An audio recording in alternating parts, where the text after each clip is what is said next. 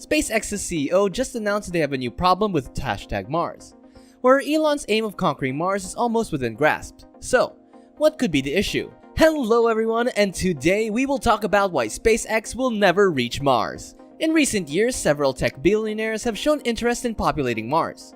However, it is widely acknowledged that developing a long-term and sustainable food supply is essential for humanity to survive on Mars. This is because people cannot exist without food and water for lengthy periods, let alone long periods required to qualify as a civilization. For example, simply transmitting spacecraft to deliver prepackaged meals is insufficient. Furthermore, because the journey to Mars takes between 6 to 9 months, including the return journey, bringing enough food to last that long is a complex undertaking. In reality, establishing a society on the planet would take decades at the very least. Furthermore, the agricultural revolution signaled the transition from hunter-gatherer societies to flourishing civilizations in human history. We came to rely less on hunting and more on farming as we settle into farms and agriculture. As a result, having a functioning civilization on Mars that uses space farms is critical. As seen in the film, Mark Watney, a Martian, can barely survive on farming potatoes grown in the Martian dirt nourished with feces in the habitat. Despite the mission's evident difficulties, cultivating crops on Mars is a viable option in the long term. Low gravity makes it difficult to distribute water, depriving roots of oxygen and stagnant air, lowering evaporation and raising leaf temperatures. In fact, Wageningen University and research in the Netherlands studied 10 different crops grown in lunar and Martian soils to stimulate regolith on Mars, which is made up of inorganic material that covers the rock beneath. Unlike that on Earth, the soil on Mars is devoid of organic stuff. Only 9 out of 10 plants survived, and spinach is not one of them. They harvested edible veggies such as quinoa, radishes, and tomatoes from these plants. Furthermore, some researchers have stimulated growth in garden cresses, arugula, and chives on the surface of Mars. According to the study, radishes can't thrive on the open air on Mars and must be grown indoors, where watering is difficult owing to the lack of gravity. Because they are on Mars, the water would flow over the surface instead of being absorbed in the soil. Simon Gilroy, a botanist at the University of Wisconsin-Madison, studies how gravity influences plant growth, outlines several key concepts. According to the experts, humanity could feed itself on Mars with insect farming and cellular agriculture. Seeds and agricultural equipment must be sent from Earth for veggies to be grown on Mars. To make this a reality, we must first carry the crops to the International Space Station for testing and recording the positive results. The European Orbit Agency has chosen lettuce as a viable alternative for growing in space since it increases quickly and boosts research. In contrast, lettuce is one of the most miniature nutritious crops. Thus, researchers suggest pairing it with acropolis beans, which have a higher protein content and nutritional value. But hold on, there's more. Maintaining stamina and eating a well-balanced diet is incredibly vital for astronauts. Researchers recommend putting the plants in a centrifuge to ensure that they grow correctly.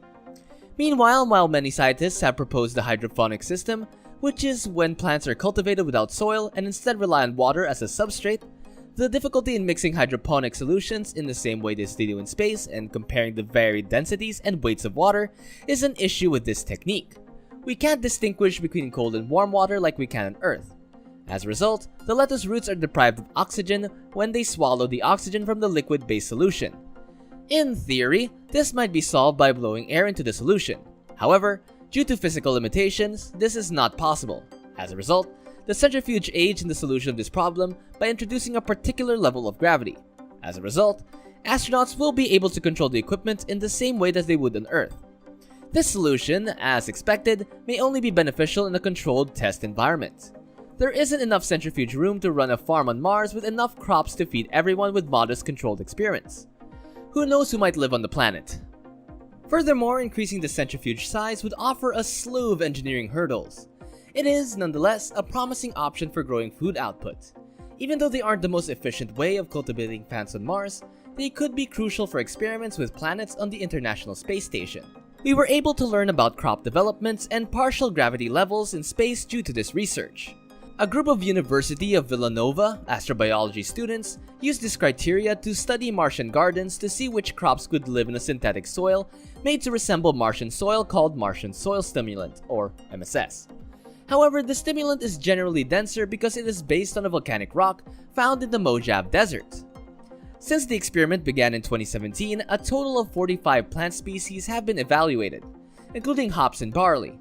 Furthermore, there are control plants available which are cultivated in the same potting mix under the same conditions as these plants. Meanwhile, percolates, a dangerous chemical present in Martian soil, pose a threat to people.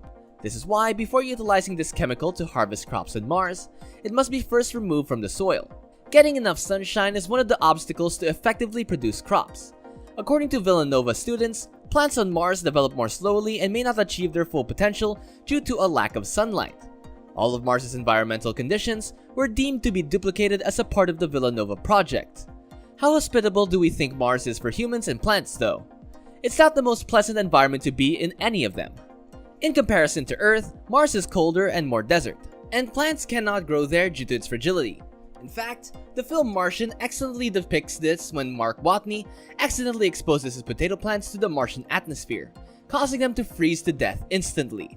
Its sunlight is almost 43 times as bright as that on Earth at its maximum intensity, and its atmosphere is roughly 190th as dense as on Earth's. On the plus side, helpful gases like carbon dioxide and nitrogen make up 95 to 2.6% of the atmosphere respectively. However, because of the same atmosphere lacks ozone, greenhouse windows must be able to keep dangerous ultraviolet radiation out of the greenhouse. Furthermore, although there are several lakes beneath the surface of Mars and its polar regions, it has no surface water.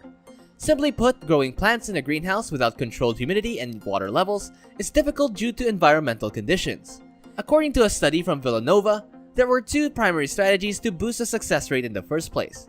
Employing multi-waves to increases the sunlight intensity and add soil or earthworm dung to soften the tight soil on Mars. Despite these steps, the environment on Mars does not encourage the growth of some common plants including tomatoes, beans, legumes, corn, and several root plants like carrots and potatoes, which typically grow stunted even when given soil boosters. According to the Villanova University students, dandelions might thrive on Mars. They have a lot of advantages as vegetables because they have all edible parts, and are nutritionally dense. Kales, onions, garlics, peas, microgreens, lettuce, arugula, and spinach are among the plants that thrive on Mars.